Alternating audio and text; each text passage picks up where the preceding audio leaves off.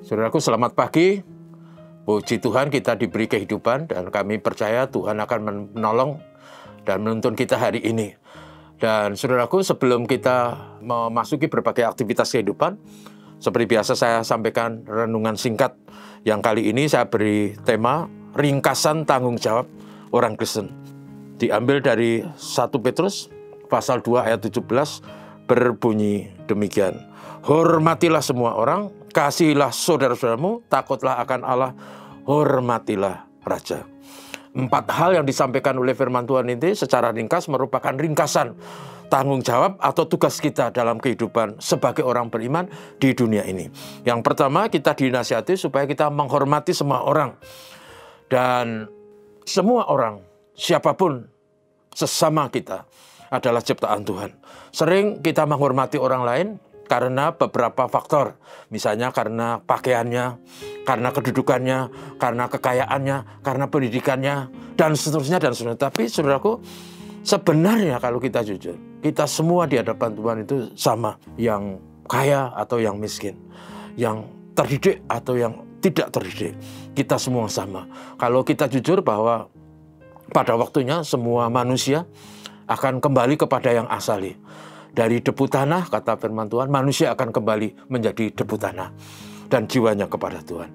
Dan karena itu pada waktu kita kembali kepada yang asali, semua aksesoris tadi kita tinggalkan.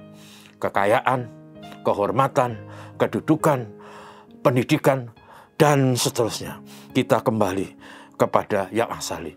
Pada zaman di mana surat ini ditulis, diperkirakan ada 60 juta budak di seluruh Kaisaran Romawi.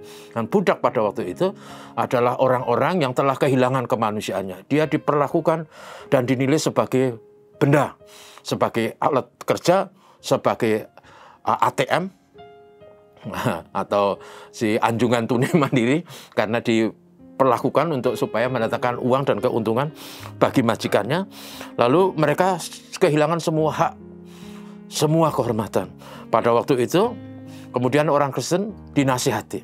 Apalagi kalau kemudian misalnya orang Kristen itu mantan budak menjadi Kristen, lalu bosnya, tuannya juga di situ menjadi Kristen. Maka kembali dinasihati supaya orang saling menghargai, hormati satu dengan yang lain. Karena itu nasihat firman Tuhan, hormati. Karena dia ciptaan Tuhan, dia dikasihi Tuhan, dan dia berharga di mata Tuhan. Walaupun barangkali statusnya budak. Yang kedua, kasihilah saudara-saudaramu. Artinya hidup ini indah kalau ada kebersamaan, ada keharmonisan, dan kalau ada hubungan dekat, katakanlah sebagai keluarga. Hubungan di dunia ini akan menjadi sangat menyenangkan kalau diwarnai dengan kedamaian.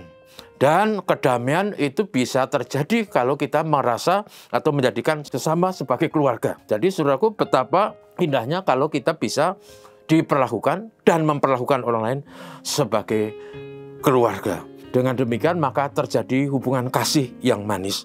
GKNF, gereja kita, punya moto, gereja kita bisa menjadi rumah Anda. Our church can be your home. Dan itu menunjukkan suatu kerinduan supaya kita bisa saling mengasihi. Yang ketiga, tunduklah akan Allah. Amsal 1 ayat 7 berkata bahwa permulaan hikmat adalah takut akan Allah. Kalau orang takut kepada Tuhan, maka dia akan menata hidupnya sedemikian rupa karena dia takut sama Tuhan. Kalaupun orang tidak melihatnya, dia takut karena Tuhan tetap akan melihatnya. Dan orang yang takut akan Tuhan, dia akan hidup bijaksana, tidak melakukan yang tercela, tidak menyusahkan orang lain, tidak mengumbar hawa nafsu dan keinginan dagingnya, tapi dia selalu takut akan Tuhan. Sehingga dia dengan cerdas akan mengatur, melangkah, melakukan hal-hal yang baik sesuai dengan prinsip firman Tuhan. Dan itu alasannya sangat indah kalau kekristenan itu diwarnai dengan rasa takut akan Tuhan. Maka hidupnya akan menjadi baik. Dan yang keempat, hormatilah raja. Dan ini adalah ajaran kitab suci, karena kitab suci mengajar supaya raja sebagai orang yang berkuasa itu berasal dari Tuhan.